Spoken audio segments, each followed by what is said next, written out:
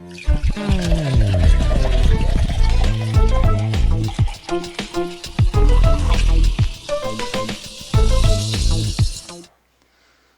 um episódio do Cerveja Pod. Obrigado a você que está conectado conosco, você que nos encontrou por acaso. Faz aí a sua inscrição no nosso canal, assinala o sininho, que toda vez que a gente colocar um vídeo novo aqui, nós vamos avisar você vai receber uma notificação.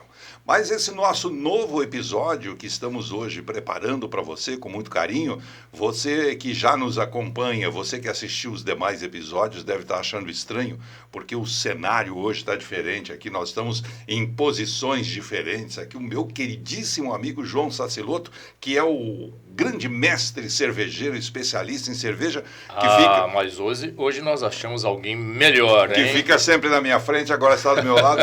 Mas sabe o que aconteceu? O João foi rebaixado de mestre cervejeiro a jornalista. Isso mesmo.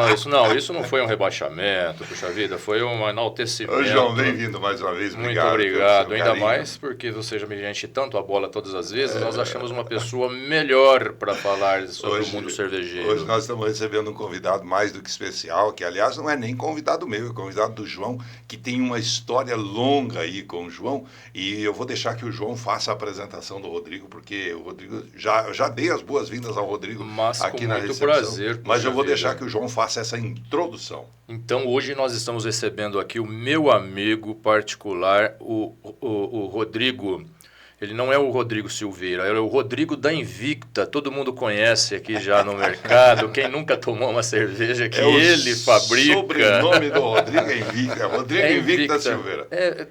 Tem alguém que faz isso também. Você conhece alguém não que colocou no meio do nome? Rodrigo da Invicta Silveira? Não conheço ninguém. Não, né? Não, mas é um cara importante também. Ô, Rodrigo, seja bem-vindo. Deixa eu me dirigir ao Rodrigo para acabar com essa conversa, porque começa a ir para um lado. Bem-vindo ao nosso podcast, Rodrigo. Obrigado por ter aceito o convite do João. É um grande prazer receber você aqui no nosso estúdio. Você deve ter vasculhado já os episódios que nós já fizemos e agora é a sua vez de trazer um pouco de conhecimento, um pouco de história, um pouco da história de vocês dois aqui. Seja bem-vindo. Obrigado, Geraldo. Obrigado, grande amigo João, pelo convite. É um prazer estar aqui com vocês. A todos que estão conectados no Cerveja Pod, um grande abraço. Tema que me interessa, cerveja. Cerveja. A gente poderia ter buscado algum outro tema na vida, né? Mas caímos nós fomos fazer aquilo que a gente gosta, né? Aliás, esse podcast nasceu quando a gente estava sentado bebendo cerveja num boteco, numa cervejaria. Cerveja é o lubrificante social, né? Você faz amigos tomando cerveja. Então, tenho certeza que vai ser um dia bem divertido e agradável. A gente falando aqui sobre as nossas histórias, sobre cerveja, enfim. É um prazer estar aqui. Mas eu soube que vocês trabalharam juntos já, né? Vocês foram amigos de adolescência, de infância. Conhecemos-nos numa cervejaria profissionalmente, nos tornamos amigos, nos ajudamos hoje mutuamente na nossa profissão também, isso que é importante, né? A gente está sempre em contato agora com a facilidade dos meios de comunicação. Antigamente não havia essa facilidade, né? Nós tínhamos que nos telefonar, fazer um DDD para falar com um amigo, né? Hoje, com o advento dos meios de comunicação mais fácil, a gente se encontra em todo momento, né? Hoje não precisa mais escrever cartinha. Né? Hoje é o WhatsApp direto. Isso é da época do Gira, carta. Aliás, tem uma coisa interessante que eu queria perguntar para o Rodrigo aqui. O João, ao longo desses 14, 15 episódios que nós já temos aqui no nosso canal, o João falou tantas coisas e tal, mas lá no comecinho, que aliás foi no momento que eu conheci o João aqui no podcast, o João me deu algumas respostas e ele estava falando sobre microcervejaria, porque no momento de apresentação, da primeira apresentação do João, eu disse assim, além de mestre cervejeiro e etc e tal, ele é proprietário de uma cervejaria artesanal. O João falou, dá licença, deixa eu fazer uma correção aqui, não é cervejaria artesanal, é microcervejaria. E ele deu toda uma explicação que você que está nos assistindo agora quiser saber, vai lá no primeiro episódio que tem a explicação do João. Mas você deve saber já da explicação que ele deu. Eu queria saber de você, Rodrigo, se você está de acordo. É microcervejaria ou é cervejaria artesanal? Qual é o seu pensamento sobre esse adjetivo para as cervejarias, do porte das cervejarias de vocês? Excelente pergunta. Olha, veja bem, as cervejarias, micro cervejarias, começaram na década de 90, 95, 96, inclusive Ribeirão Preto teve a primeira cervejaria aqui em 1996, resgatando toda a história cervejeira da cidade, que já teria terminado e depois teve um retorno e aí continuou sendo micro cervejeira desde então. Cervejaria artesanal inclusive é proibido pelo Ministério da Agricultura de ser usado, porque ele confunde um pouco o consumidor. Não pode escrever no rótulo. Não pode, porque artesanal remete a algo feito dentro de uma cozinha, algo muito pequeno. Algo que não se consegue repetir igual. Que não tem repetibilidade. Microcervejaria não. Microcervejaria só produz volumes menores. Uma grande cervejaria possui equipamentos modernos, assim como as microcervejarias também possuem. O João possui na fábrica dele, eu possuo na minha. Então, não é verdade que artesanal deva ser usado ou possa ser usado. O termo correto sim é uma pequena cervejaria. Microcervejaria é o ideal. Começou-se a usar esse termo por quê? Para facilitar a definição do que era grande e do que era pequeno? Exato. Porque micro remetia a coisa muito pequena? Como é que é? Você se lembra por que Sim, começou? exato. É muito mais fácil você comunicar ao público. Você tem mega cervejarias, você vende o conceito de artesanal, de pequeno, para causar um efeito, uma defesa local. Mas não é correto no sentido de repetibilidade, de processos. Porque não é artesanal, né? Porque não é então artesanal. Então você está de acordo com a definição do João? Total, de acordo com o João. Vai ser difícil você achar alguém para contradizer o nosso amigo João. Porque ainda bem que ele ensaiou bem essa resposta para não me contradizer aqui em Vocês público. combinaram A esse gente negócio. combinou muito bem. Parabéns, obrigado. Disponha. Daqui até o final você me salva também. Puxa vida. Mas, João, conta pra gente aí, como é que foi que vocês se aproximaram? Como é que vocês se conheceram? Num dado momento, nós nos conhecemos nos meandros do mundo cervejeiro, né? Não podia ter sido. Ainda bem. Então, o Rodrigo, nós nos conhecemos naquela época. Eu vou pedir para o Rodrigo até contar como é que era. Você estava na Cervejaria Colorado, né? Fazendo trabalhos na Cervejaria Colorado, trabalhando efetivamente nessa cervejaria. E num dado momento a gente esteve lá e conversamos. E como é que foi? Conta pra gente a sua trajetória, porque é muito interessante, que o importante é isso, a gente ter os amigos e continuar essa vivência profissional e na amizade, né? João, eu tô com 25 anos de cervejaria. Eu comecei em 1998 na Cervejaria Colorado, na Avenida Independência. Na época da Independência ainda. Estou tentando descobrir a idade dele. Então, 25 eu já tenho um número. Eu vou chegar lá. Você joga mais um pouquinho pro João, porque o João é um pouquinho mais experiente. Mas não vamos entregar, não vamos entregar a nossa idade, não. Olha lá. Eu comecei lá como entregador. Então, fui contratado para fazer entrega, serviço de banco. E fui trabalhando. Na época não existia um delivery, entrega de chopp, né? Você vender chopp para as pessoas consumirem em casa, não da Cervejaria Colorado. E aí o Marcelo resolveu, vamos fazer venda de chopp. Então fui trabalhar no comercial, fazendo venda e entrega de chopp. O tempo foi passando, tem um curso no Brasil, na época, o único, chamado Tecnólogo Cervejeiro, em Vassouras, no Rio de Janeiro. Ótimo curso esse. Ótimos profissionais respeitado. até hoje em todas as cervejarias do Brasil. Muita gente boa saiu de lá. Eu fiz lá também na segunda turma. Você quer datas também? Não precisa. Foi em 1992, 2 para 3. Você fez em 92, ele começou em 98. Era um curso de excelência lá em Vassouras, no Rio de Janeiro, onde várias fábricas. Antes de ser Ambev, tinha Antártica, Brahma, Kaiser, né? Eram as 3 principais fábricas do Brasil. Elas se juntaram tecnicamente para montar esse curso lá. Imagina o que não foi aquilo, né? Sensacional, sensacional. Eu fiz em 2004. Então, veja só, de entregador, fazendo entrega, vendendo chopp. Em 2004 eu comecei a me qualificar realmente na área. Porque você já estava trabalhando na fábrica. Eu já estava na fábrica, já estava lá de ajudante de cervejeiro.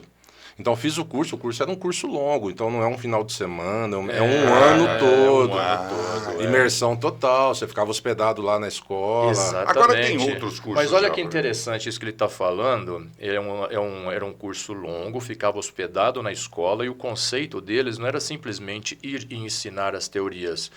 Havia uma premissa que deveria ser cumprida. A pessoa que estava fazendo esse curso, ele deveria ir lá aprender a teoria, desde que soubesse a parte parte prática em alguma fábrica, né? Então era um curso do sistema ensino dual. Não era um curso para leigo. Não.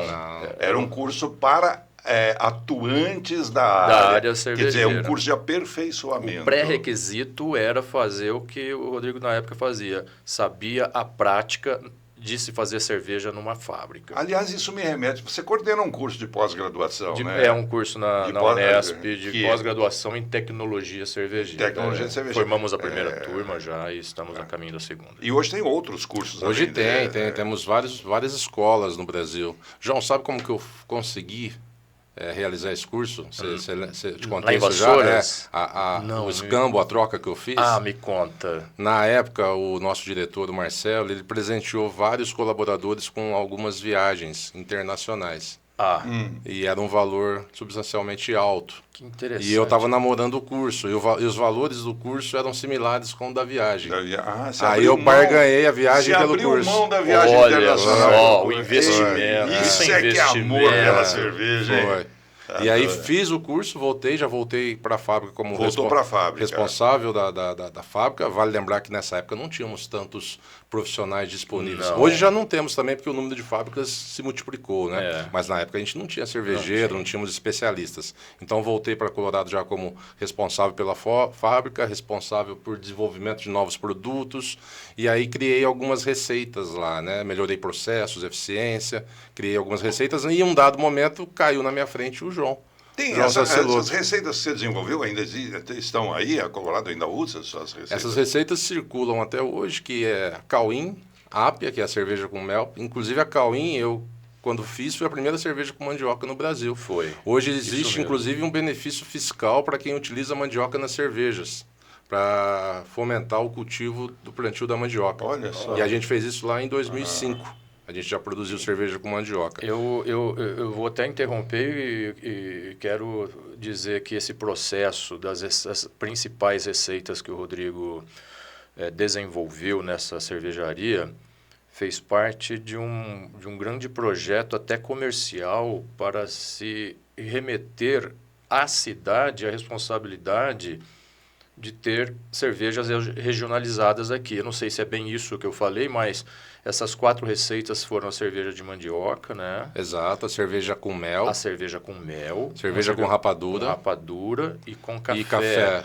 Tudo que remetia a algumas coisas aqui da terra, da nossa região. Da nossa região. Né? E sempre fomentando... A rapadura por causa da cana. Sempre fomentando produtores locais, pequenos produtores. E a cerveja com café, ela deu a primeira medalha de ouro num concurso internacional na Alemanha. Então a gente ganhou em 2008 uma medalha de ouro num dos concursos mais concorridos do mundo. Olha que legal. Desafiador, muito legal. A gente foi até a Alemanha buscar esse prêmio. Aí você estava lá trabalhando, desenvolvendo, ainda não tinha desenvolvido essas receitas, mas isso veio com o tempo, você estava lá trabalhando, de repente apareceu o João. Exato, estava lá num belo dia, tentando melhorar processo, isso, aquilo, ampliação de fábrica a todo momento, equipamentos, questão de engenharia, é um setor, um ambiente complexo e desafiador.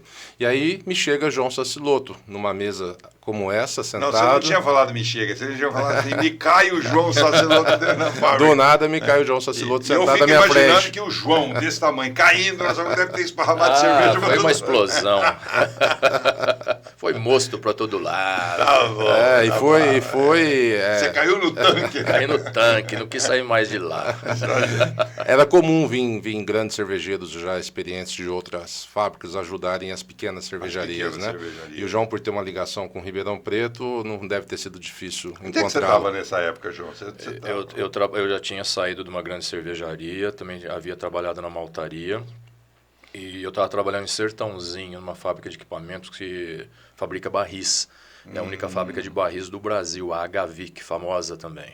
E lá eu conheci esse amigo nosso, Marcelo Carneiro, que na verdade ele deve ter ficado muito orgulhoso quando o menino dele falou: não, eu quero um curso, não quero essa viagem. O cara deve ter pulado nessa altura, mas ele é um cara empreendedor também. Mas você sabe o que ele fez? Ele me deu outra viagem depois, então tá tudo certo. Merece, quem merece, merece. Né? Quem merece, um abraço pro Marcelo. Marcelo percebeu, então, o seu interesse pela área da cerveja. Certamente depois do curso você deve ter voltado para a fábrica dele e aí você passou a render mais, claro, e ele percebeu a importância que foi aquele investimento e resolveu, já que tinha condições, resolveu então te presentear com o curso. Exatamente. Com a viagem. Isso mostra não a importância no investimento do Rodrigo, né, mas a importância no investimento em educação, né? Exatamente. Você investindo na formação, na base, você consegue um bom retorno financeiro e social. E até porque numa equipe, não importa se é numa fábrica de cerveja, ou seja lá em outra função, né, em outro ramo, não é sempre que se encontra algum funcionário, um colaborador que esteja assim tão disposto a abrir mão de uma viagem internacional que foi ganhada do patrão e trocar essa viagem por um curso para beneficiar a própria empresa do patrão. E a própria carreira, o próprio investimento em si, na família, na empresa. Então, né? Mas naquele momento a empresa também se beneficia disso, claro, porque afinal de contas ele foi se formar e voltou para o lugar que estava para seguir a carreira dele por ali. Foi 2004, fiquei até 2010. E o Marcelo certamente percebeu isso, né? Sim, e vale ressaltar que Marcelo e eu somos amigos até hoje, assim como eu e o João, claro, João e Marcelo também. Claro. É um setor muito unido, competitivo ao extremo, né? Claro. Na rua a competição ela existe, mas a amizade industrial ela é fantástica. De um ajudar o outro, precisa de um já telefonei para o Rodrigo me arranjar um saco de uma matéria-prima, no mês seguinte ele me liga para trocar. Isso aí. O Rodrigo fez doações de garrafas para a Unesp, para nós envasarmos as nossas cervejas lá da Unesp, como lá nós fizemos cervejas experimentais, né? Como forma de aula, e o Rodrigo cedeu garrafas para nós. Então é sempre assim, ele está sempre dando atenção também para mim e para as outras pessoas. É um ambiente amigo, Quando se faz cerveja experimental, essa é artesanal ou também não? É praticamente artesanal. Essa sim seria. Apesar que existe um equipamento também bonito, mas as pessoas põem mais a mão na massa, entre aspas. Que né? A ideia é fazer que a pessoa entenda, né? Exato. Que é porque a pessoa entenda como é que se dá a preparação e todo o processo biológico. Os controles de processo não são tão precisos como de uma micro cervejaria, média ou grande cervejaria. Mas é até bom que não o seja, né? Porque assim o aluno, presta uma atenção pode maior no processo. Né? Exatamente. A ideia é essa. E nasceram excelentes cervejas e excelentes fábricas vindas do mundo artesanal, verdadeiramente artesanal, sim. Que é o que é feito na panela, que é o que é feito ali, você moer o grão num moedorzinho. Então, isso fomentou e trouxe bons empreendedores e boas receitas para o setor. E quando você leva isso para a indústria, você faz as adaptações necessárias e aí sim, né, no processo industrial, você pode ter a repetibilidade daquela receita com precisão. Né? Exatamente. Esses pequenos produtores que existem aos montes, milhares, Ribeirão Preto tem no Brasil todo e no mundo, sempre possui uma fatia ali que tem o desejo de colocar o teu produto no mercado. E a gente sempre recebeu muito bem essas pessoas. A gente já produziu várias receitas, já colocou muita gente no mercado. Então, eles testam, produzem coisas maravilhosas, buscam uma fábrica, a gente adequa o processo para os nossos equipamentos, melhora na questão de eficiência, faz mais com menos e coloca esse sonho dessa galera na rua. É bem gratificante também. Vou te fazer uma pergunta que o João não vai fazer, porque eu já fiz essa pergunta para ele, e ele tem a resposta porque também tem uma pequena indústria de cerveja. Vamos ver se está certo, né? E agora eu vou fazer pergunta para você, eu já imagino a sua resposta, mas eu quero que você dê a resposta para quem está assistindo o nosso podcast. Microcervejaria dá dinheiro? Ganha-se muito dinheiro fazendo cerveja em uma indústria pequena? Olha, eu fui a terceira cervejaria da cidade de Ribeirão Preto. Primeiro, me permita dizer os nomes aqui. Colorado foi a primeira. A primeira. Depois veio a cervejaria Lund, depois a Invicta.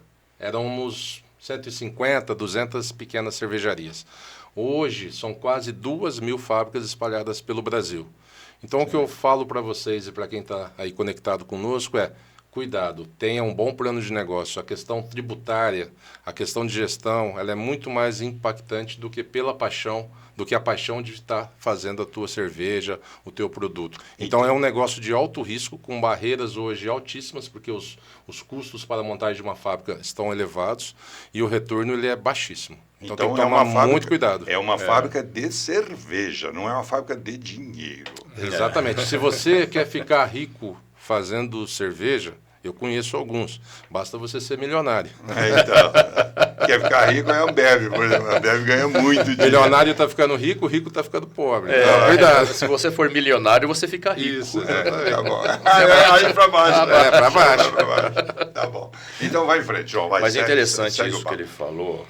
Claro que, como qualquer negócio, precisa ter esses cuidados. Mas o pessoal, quando tem um sonho na mesa de um bar de ter um negócio, ele sonha, logicamente, de ter uma cervejaria.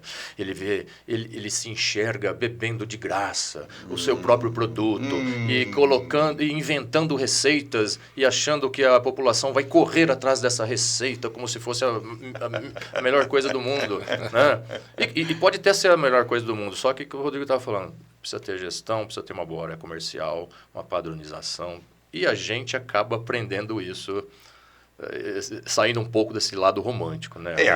Vocês enfrentam algumas dificuldades mercadológicas, enfrentam alguns problemas no mercado que levam vocês a se adaptarem e a entenderem que só a paixão não alimenta e que, de verdade, o retorno financeiro que as indústrias de vocês geram não é tão grande quanto vocês achavam que era. Não sei se é o caso de vocês, porque vocês eram técnicos de outras cervejarias e, portanto, quando montou a cervejaria de vocês, acho que já tinham essa consciência. Por enquanto, ele ainda acabou o curso de Vassouras. Ele estava lá na Colorado. Sim. Ele ainda não sabia muito disso tudo. Não, mas o que eu estou dizendo é o seguinte, aqui eu já pulei a etapa aqui. Quando você montou Invicta, quando você montou Boreal, vocês já sabiam como era o mercado. Então vocês não estavam esperando aquele retorno que um sonhador esperaria. Entre aspas. Né? Entre aspas. A gente conhece o mercado, conhecemos de certa forma a questão tributária, mas eu falando por mim, não tão profundamente. Mas você, como empreendedor nato, a pessoa que é empreendedora, ela vai e faz. Você acha que você sempre pode fazer melhor do que alguém que está ali fazendo. Então você se permite correr esse risco. E aí quando você vai para a prática, você encontra coisas que obviamente já estavam lá, mas você não imaginava que fossem tão difíceis. E aí vem os problemas pelo caminho. Você não tem uma estrutura tributária e contábil tão competente para te apoiar. Você pode ser um bom cervejeiro, um bom desenvolvedor de produtos, mas a parte tributária deixa a desejar. Você peca ali, peca colar, uma questão de estratégia de marketing. Então é muito difícil. As pessoas hoje, elas acham que eu chego, por exemplo, eu tenho um bar junto à fábrica. As pessoas imaginam que eu vou lá, que eu não pago a minha conta, que eu vou nos meus eventos e não pago minha cerveja. Esse é o caminho para o empreendedor de fracasso. Vai afundar. Vai afundar. Então, quando eu estou no meu evento, eu estou no meu bar, pode ter certeza que eu vou pegar a fila, eu vou pegar a ficha, eu vou pagar, porque isso é negócio. Mas assim tem que ser. Isso é negócio. O dinheiro não é meu, o dinheiro é da empresa. Depois, se algum dia sobrar alguma coisa, ele possa ser meu. Ele pode até voltar para você. Pode até voltar. Ele pode até voltar. Ou o seu dinheiro, ou parte dele, certamente vai voltar. Mas naquele momento, você precisa ser o cliente. Mas o apaixonado, ele não pensa isso. Ele acha um absurdo quando vê eu pagando pela minha cerveja no meu próprio estabelecimento. E o amigo também quer a parte dele de graça, muitas vezes. Muitas vezes isso acontece. Então, esse é o grande risco, não de empreender na cerveja, mas em qualquer lugar. Você confundir o teu pessoal com que não é teu, pessoa jurídica. O seu CNPJ com o seu CPF. Né? Exatamente. Não pode então é um grande risco para quem quer empreender no mercado de cerveja, só tome certos cuidados. Sim, é verdade. E tem a parte comercial toda também, que tem a colocação, né, disso no mercado, o marketing que você estava falando, né? Ô, João, veja só, hoje a gente atua no mercado onde 70% é dominado pela Ambev. Isso. Deve ter aí uns 15 da Heineken, uns 10 divididos entre outras grandes marcas, e dizem que o nosso mercado de artesanal está em 2%. Eu escuto isso desde quando eu comecei, em 2004, na Colorado, trabalhando diretamente com processo. Nosso mercado é 1, 2%. Ele não mudou, ele continua 1%, 2%, só que hoje, para dividir esse bolo, somos 2.000 fábricas, eram não mais 200. Eram Bem 150, lembrado. 200, agora são 2.000, né? Para dividir os mesmos 2%. Mas assim, para não ficar chato também, não parecer que eu estou só sendo pessimista e dando má notícias, o setor é apaixonante, ele é rentável para quem sabe fazer e tem disposição e energia. A gente só precisa falar para as pessoas terem cuidado, porque quando a gente está falando sobre cerveja, e o público de vocês eu tenho certeza que também gosta do assunto, e muitos estão interessados a entrar no mercado, é importante ouvir um pouquinho a prática do nosso dia a dia. Então micro cervejarias não é uma fonte inesgotável de dinheiro, como se possa pensar que é.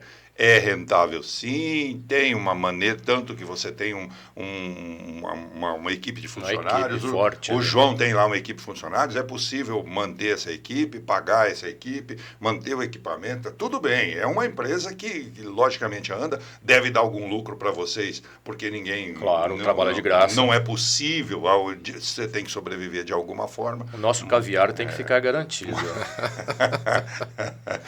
O combustível do Jaguar tem que estar garantido. Poxa, e também, de alguma forma, tem que ganhar algum dinheiro. Mas não se pode imaginar que você vai montar uma micro cervejaria e dentro de 2, 3 anos vai ficar rico.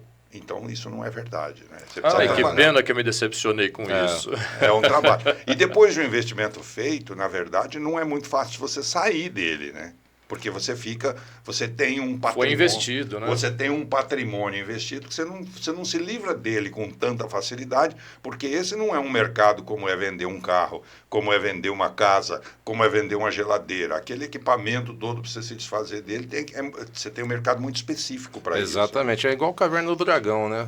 Toda vez que eu acho que eu vou sair para algum evento, vem o Vingador e me puxa, assim. Para os mais velhos aí. Então, depois que entrou, é difícil sair. Conheço poucas fábricas que encerraram a atividade ao longo do tempo, mas conheço muitas fábricas que gostariam de encerrar. Não é o meu caso, nem do João. A gente, graças ao nosso trabalho e ao bom Deus, a gente está prosperando com todas as dificuldades. Mas realmente não é fácil. É um investimento alto. Depois que você montou uma fábrica, para você mudar uma fábrica é difícil. Para você encerrar uma fábrica é difícil. Muitas das vezes tem investimentos, empréstimos envolvidos. Isso. Então tem que planejar bem para que seja duradouro e não traumático. Eu percebo também, Rodrigo, como é o caso seu e do João e de tantos outros colegas de vocês aí, que também não só a área industrial, que é a atividade de se fazer cerveja, mas também a área de marketing, algum conhecimento da área de marketing ou o apoio de uma equipe de marketing que possa fazer com que sua marca se torne conhecida ou se torne desejada pelo público, é muito importante, não é verdade? Porque eu acho que vocês fazem bem isso. É a comunicação com o povo. Não adianta a gente fazer uma coisa muito bacana, muito gostosa e não falar para todo mundo, né? Exatamente. Dizem que o ovo da galinha vende mais, não é porque é mais gostoso nem mais nutritivo. Dizem que o ovo de pata é maior e mais nutritivo, mas todo mundo só come o ovo da galinha, né? Porque a galinha sai carcarejando aí que botou, né? Faz a propaganda.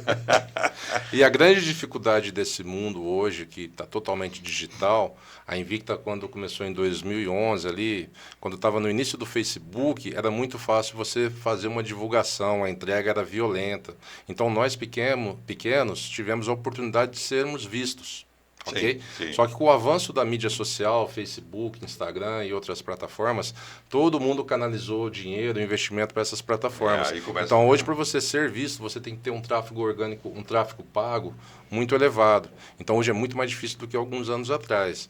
E a Invicta, quando começou, ela conseguiu uma base forte por ter bons produtos, repetibilidade, estar no momento certo, na hora certa. Ela já carrega lá de trás uma base fiel de consumidores. Para quem está começando agora é muito mais difícil. E quando você consegue estabelecer um bloco de consumidores apaixonados pela sua marca, pela sua receita, este público se encarrega de multiplicar essa divulgação, né? De falar para outros amigos, vamos tomar Chegar nesse ponto também é um trabalho difícil e é um trabalho pensado. Ninguém vai esticar o seu braço no supermercado e pegar uma Invicta do nada.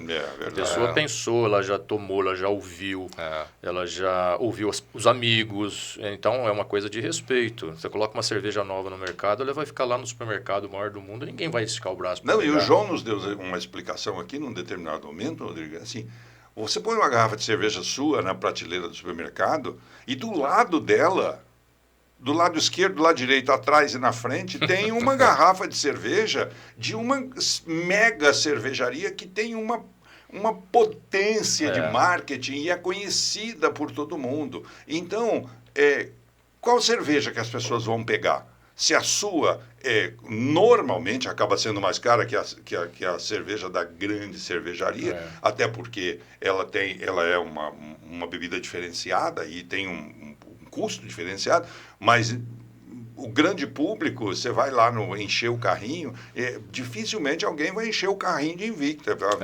Mas veja só, ele já direciona o marketing e o comercial para aquele público que ele deseja atingir. Exatamente. E é mais fácil encher o carrinho de outra marca qualquer para tomar. De Brahma, de alguma coisa assim. Mas aí é o grande desafio de nós pequenos, né? Sermos diferentes, né? Se você já não consegue ser competitivo no custo, porque nós não temos escala para isso, você tem que produzir produtos que as grandes fábricas não conseguem produzir. Exatamente. Mas olha, nós começamos a falar da história do Rodrigo e, por enquanto, nós paramos na história dele quando o João caiu dentro da fábrica. E não seguimos, porque eu não deixei seguir, porque eu fiquei cavucando outras coisas. Eu quero novo, né? Não, eu sou mestre em atrapalhar a conversa. Mas eu quero pedir para o Rodrigo e para o João, para ficarem com a gente aqui, nós vamos gravar mais um episódio, e o nosso episódio já está com o tempo dentro do nosso limite, o nosso propósito de limite, porque a gente respeita muito o nosso espectador e esse tempo de vídeo é muito importante. Então, eu queria falar para você que está nos assistindo, para você se atentar, porque nós vamos seguir com a nossa conversa, mas num novo episódio. Nós vamos encerrar esse episódio, agradecer você que esteve conosco até agora, acompanhando aqui o nosso papo, dando risada com a gente, certamente com uma cerveja aí, né, tomando uma cervejinha e escutando o que a gente está falando, agradecer você e pedir para que você assista o próximo episódio, que certamente, se você for inscrito no canal e tiver o sininho aí assinalado, você vai receber uma mensagem aí, uma notificação assim que o novo vídeo for colocado. Não vamos nem sair dessa mesa, vamos encerrar o episódio e vamos recomeçar desse mesmo ponto. Obrigado a você, obrigado Rodrigo, obrigado João, obrigado a você que está em casa, tchau.